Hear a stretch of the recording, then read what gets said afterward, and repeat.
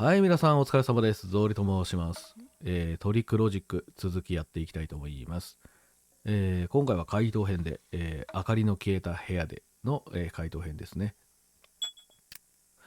聴取は終わっております。隣人が11日の午前2時頃に聞いた大きな物音について説明するひらめきを2つ答えよ。鴨居の棚から物が落ちてきた。死後膠着が抜けた死体が、物音を立てた。で、犯人の行動について説明するひらめきを一つ答えよは、涼子は鍵がかかってないと嘘をついた。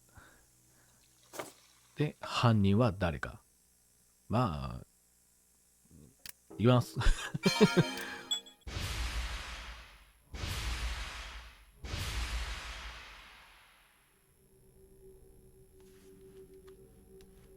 検証開始。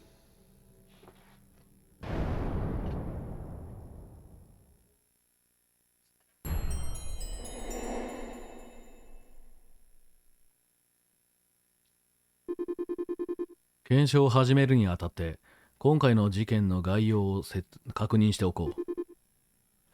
今回の被害者は佐久間克美。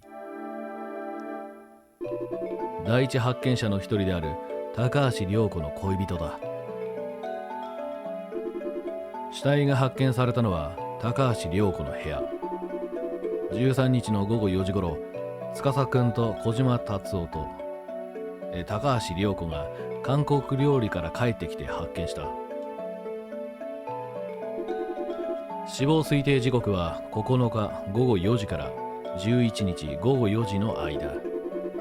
今のところ現場で殺害されたのか、別のところで殺害された運ばれてきたのかは分かっていない。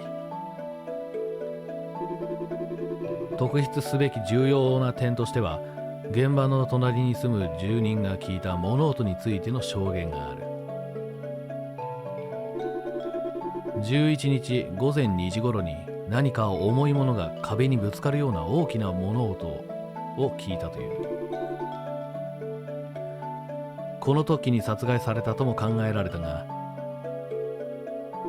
部屋を見張っていた田所陽太郎の証言によると、部屋の明かりはずっと消えたままだったらしい。では、大きな物音は何の音だったのか。明かりの消えた部屋で何が起こっていたのか。これがこの事件における重要なポイントと言えるだろう。11日未明の大きな物音が殺害時のものっていうのは確かにしっくりくるんですけど、田所さんの証言を聞くとそれもちょっと考えにくいですよね。だったらあの物音は何だったというのかね。そんなことを言ってまた捜査を撹論しようとしてるんじゃないかね。言いがかりです。そういう固い頭をしてるからまた吉川さんを頼ることになるんですよ。いやしかしそれももっともだ。吉川君、真相は分かりそうなのかね。ええ、手がかりは全て揃ってます。それでは一つ一つの謎を解き明かしていきましょう。まず10日未明、11日未明の大きな物音は何だったのか。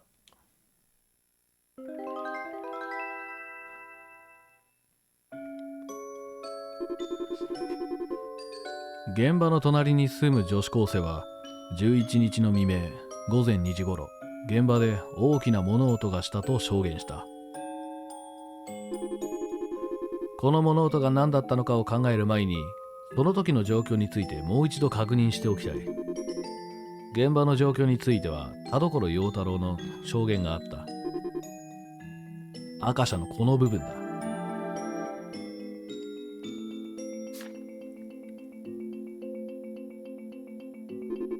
田所陽太郎は午前8時頃から深夜の3時頃まで高橋涼子の部屋を見張っていた。そして田所によればその間佐久間は来なかったという。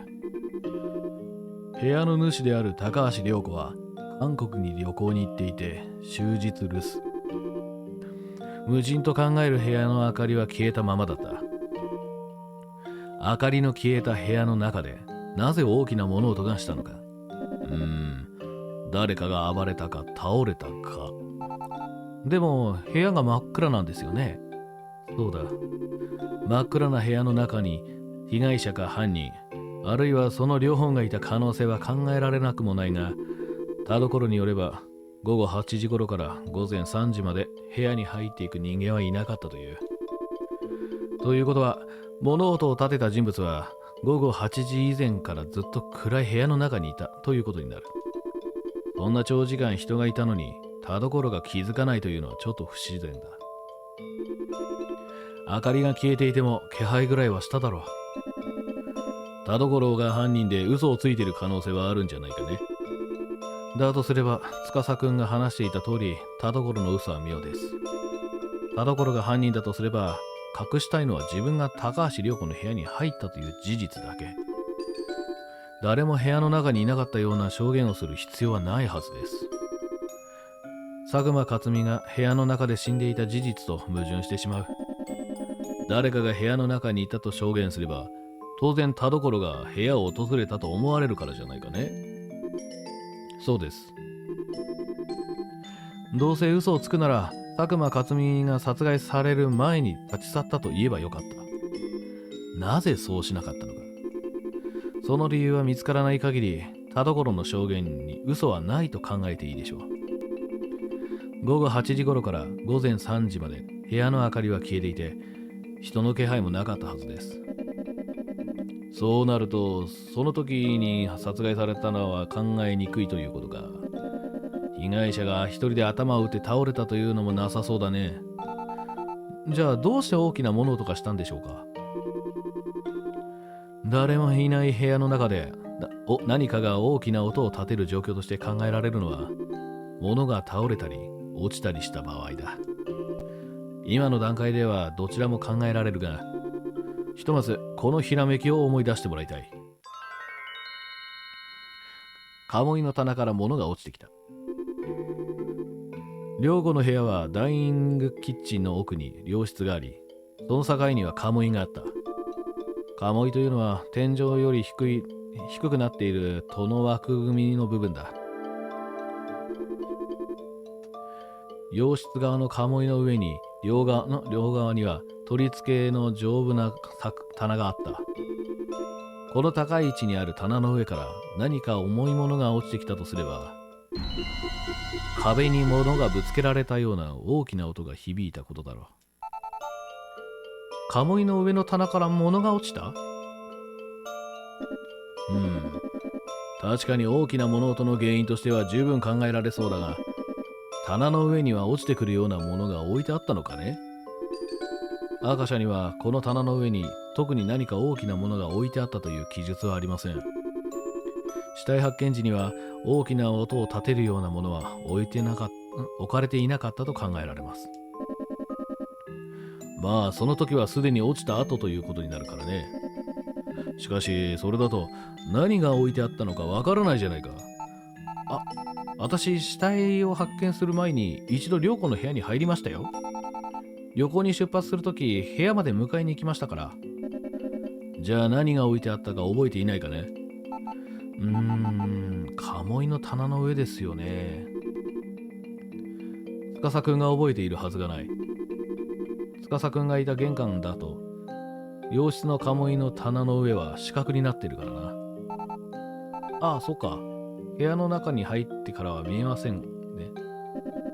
それじゃあ何が置いてあったか自分にもわからないのかね。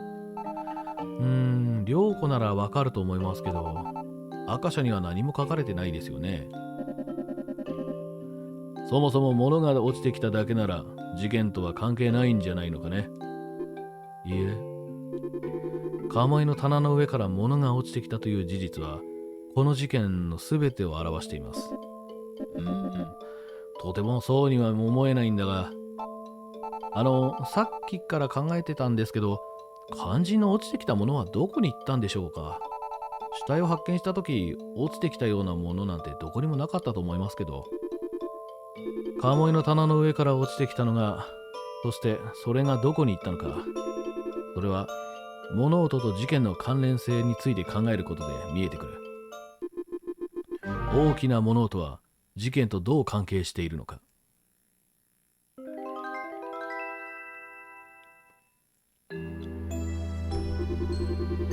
11日の午前2時頃、鴨居の棚の上から落ちてきたのは一体何だったのか。犯人が持ち去ったんでしょうか、あるいは落ちた後に消えてしまうようなものだった。消えた？あくまでも可能性の話だよ。どうかね、吉川君。鴨居の棚から落ちたものは持ち去られていないし、消えてもいません。落ちてきた時のまま現場に残されていました。え？どういう意味かね？鴨居の棚の下に何があったのか覚えていませんか？何かあったかね、司君。何って、だから死体を発見した時には何も。それだ。それ？君たちが発見した被害者の死体こそが明かりの消えた部屋で大きな物音を立てた原因だ。11日の午前2時頃、鴨居の棚の上からは死体が落ちてきたんだ。死体が落ちてきただって？何をバカな。11日未明、現場には誰もいなかった可能性が高いことはすでに説明した通りです。大きなものとは物が倒れたり落ちてきた時のものだと考えられた。そして現場の中の状況を見る限り、倒れたり落ちたりしたようなものは一つ。洋室に倒れていた死体だけです。しかし、だからといってどうして落ちてきたと断言できるのかね。発見された時の死体の状態を思い出してください。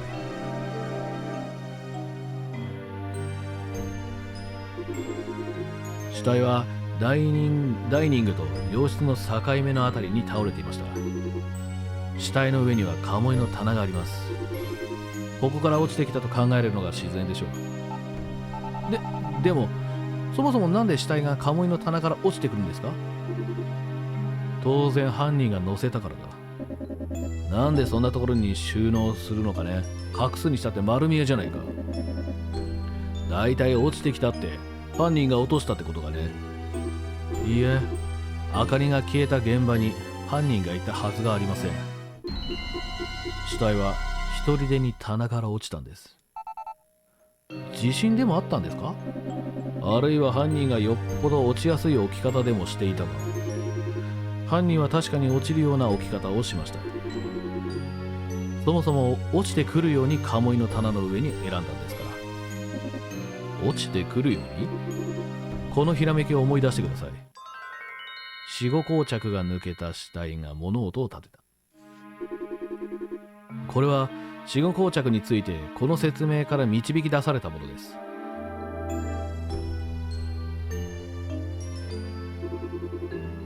死体は死後12時間から15時間で一番硬くなり、だんだん柔らかくなって2日ほどで完全に膠着が抜ける。犯人はこの死後膠着を利用した。膠着した死体なら鴨居の両側の柵に死体の頭と足を引っ掛けて乗せることができます。死体の頭と足を引っ掛けて棚に乗せた。でも被害者がいくら小柄とはいえ、人一人を棚の上に持ち上げることなんてできるのかね。洋室にはスチール製のテーブルが、ダイニングキッチンにはテーブルと4脚の椅子があります。それらを使えば膠着した死体を少しずつ高い位置に移動させることができるでしょう。死体の頭部が柵より高い位置まで来れば頭部を棚に引っ掛けることができる。頭部を支点にして足側を持ち上げるのは難しいことではないでしょう。そして死体がそのまま放置されたらどうなっていくかといえば、硬くなった死体はだんだん柔らかくなっていき、折れ曲がった死体は棚からずり落ちていく。最後には重たい物音を立ててドスンと床の上に落ちるというわけです。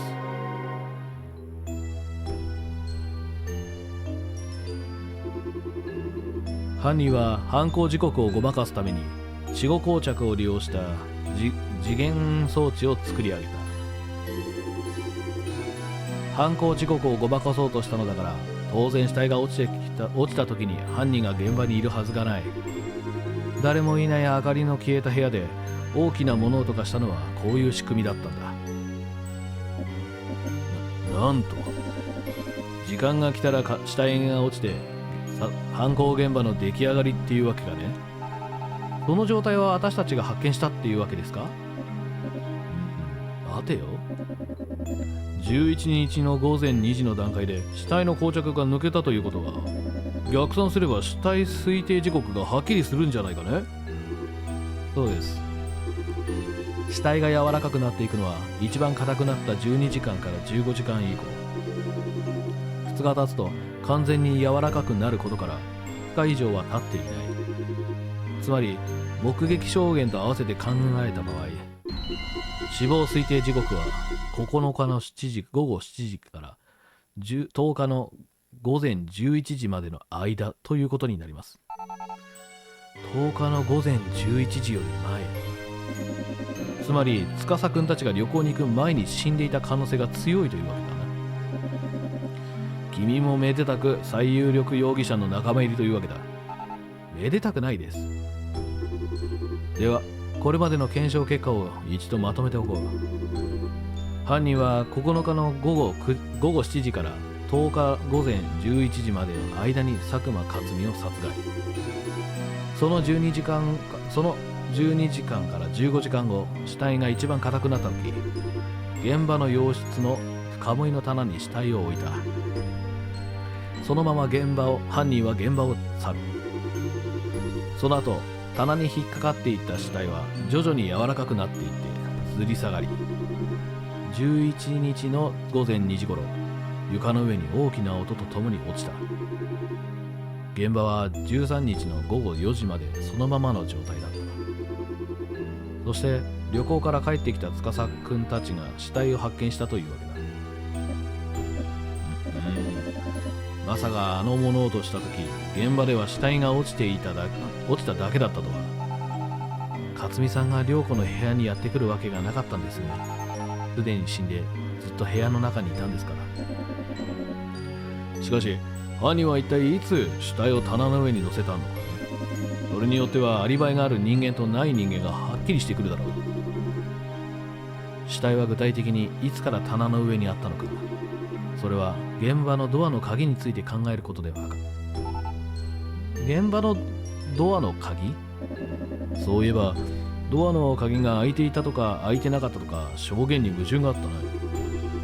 高橋涼子は旅行に行くとき部屋の鍵をかけていました。これは司くんが確認していたから間違いない。つまりこれ以降現場の棚の上に死体を置くためにはこの鍵を開けなくてはならない。では現場のドアの鍵が開いたのはいつだったのか。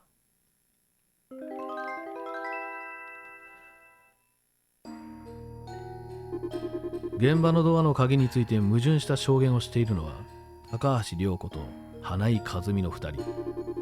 花井和美は13日の午後4時頃、恋人の田所陽太郎のことで高橋涼子の部屋へ訪ねた。その時高橋涼子はまだ旅行から帰っておらず、ドアには鍵がかかっていたという。その後5分もしないうちに高橋涼子が司くんたちと帰宅。その時に鍵がかかってなかったと証言している。高橋涼子が帰宅するまでのわずかな時間に誰かが鍵を開けたとは考えにくい。どちらかが嘘をついていると思われるが、どちらの証言が嘘なのか。そこでこのひらめきが答えとなる。涼子は鍵がかかってないと嘘をついた。高橋涼子が部屋の鍵を開けようとした時に赤社はこの記述を思い出してもらいたい。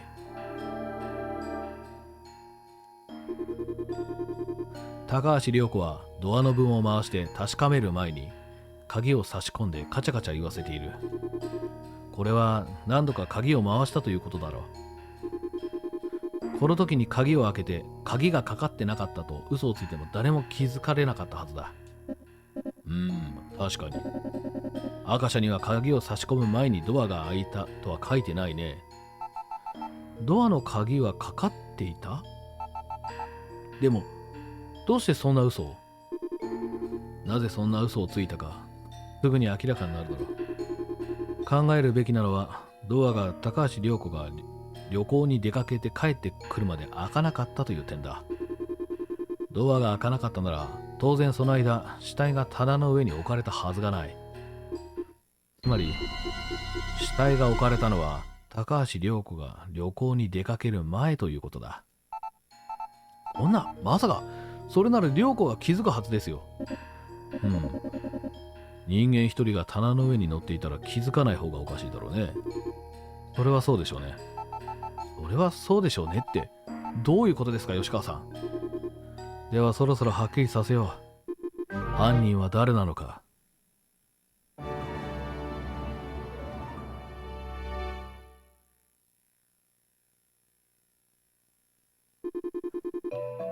高橋涼子が旅行に出発したのは10日の午前9時20分頃。鍵の一件からこの時間以降、涼子の部屋には誰も出入りできなかった。犯人が死後硬着を利用して棚の上に死体を乗せたのはこの時間より前と考えられる。死後硬着を利用するなら死体は午後12時間以上経ってなくてはならない。そうすると被害者は10日の午前9時20分の12時間前、9日の午後9時にはすでに殺されていたということになる。ところが9日の午後9時以降、被害者と会っていたという証言した人物がいる。9日の夜8時頃から12時まで被害者と会っていたと嘘をつき、10日の午前9時20分以前に死体を鴨居の上に乗せることができ、そして13日午後4時、旅行から帰宅して死体を発見することで完璧にアリバイができる人物。犯人は高橋涼子。彼女以外に考えられない。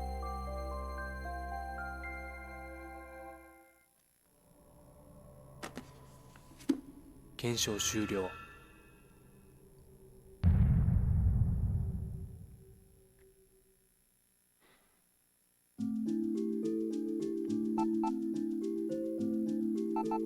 そんな嘘ですよ。涼子が犯人だなんて。残念だがこれ以外に答えはない。でもおかしいです。だって佐久間さんは涼子の部屋で死んでいたんです。自分の部屋で死体が見つかれば涼子自身も疑われていたかもしれないんですよ。わざわざそんな危険を冒すなんて考えにくいです。だけど実際には彼女が疑われることはなかった。そうだろう。君も丸の内警部も一度たりとも彼女を疑うことはなかった。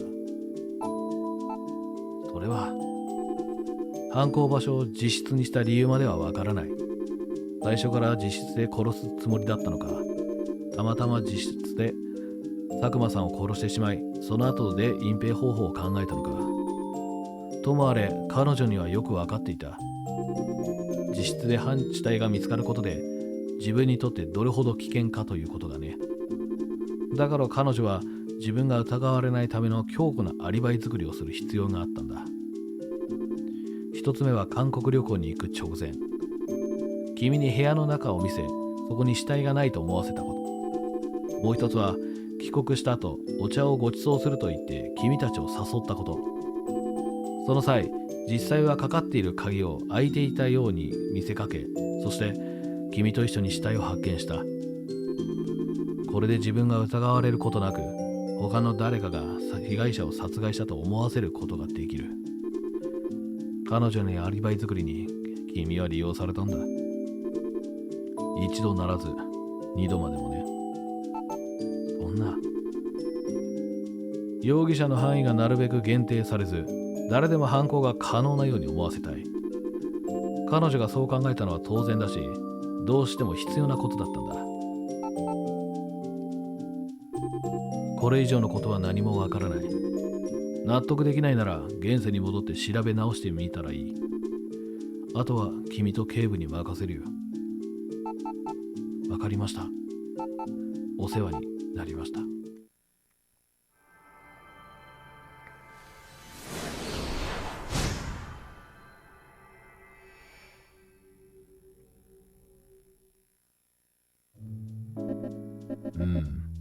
ちょっと気の毒ではあるな。友人が犯人だったなんて信じたくない結論だ。しかもアリバイ作りに利用されたとなると。そうですね。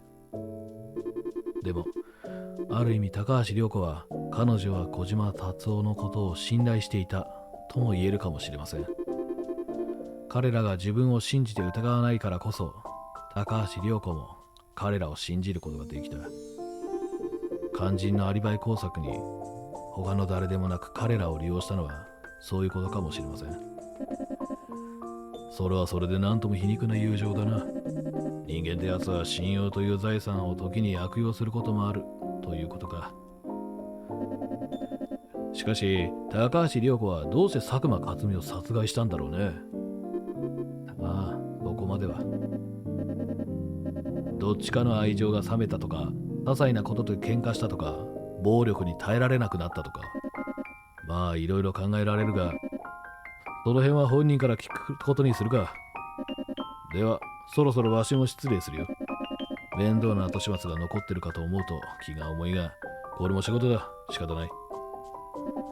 吉川君、捜査への協力感謝する。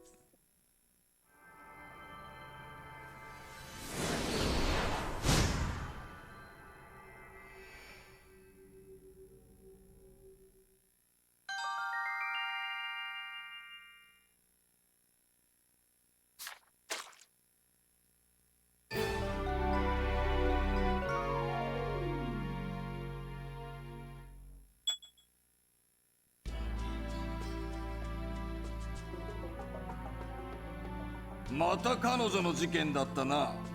つくづく不運な女の子なんだな。アカシャは他にいくらでもあるはずだ。二度も彼女の事件を任せたのはどういうわけだ。たまたまだよ。俺に読み解けないアカシャがたまたまこれだっただけだ。それにしても奇妙じゃないか。昨日の今日で立て続けに彼女が関係する事件が起きるってのは。昨日の今日じゃない。前回の事件が終わってから今回の事件が起こるまでに半月ほど経っている。お前の世界とこっちの世界では時間の進み方が違うんだよ。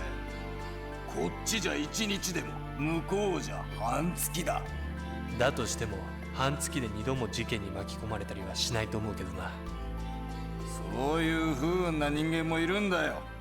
でもよかっただろ。相手が見知った人間で仕事もやりやすかったんじゃないか。彼女たちが役立ってる気はあまりしないが、ここやアカシャの説明が省けるだけマシか。同じ人間が何度も事件に巻き込まれることはあまりない。彼女にまつわるアカシャはもう生まれては来ないだろう。そう願いたいね。でももし彼女とお前に何かの縁でもあれば、ひょっとするともう一回ぐらいはあるかもな。あまり嬉しくない縁だ。縁は縁だよ。嬉しいも嬉しくないもない。殺人事件が取り持つ仲ってのもなかなか面白いと思うがね。さて次の物件を探すとするか。ところでお前、どんな女の子が好みだ？あ？俺はショートヘアでジーンズの似合う女の子が大好きなんだ。お前は？まあ嫌いじゃないが。じゃあそういう女の子が出てくる物件を選ぼう。楽しみに待っててくれよな。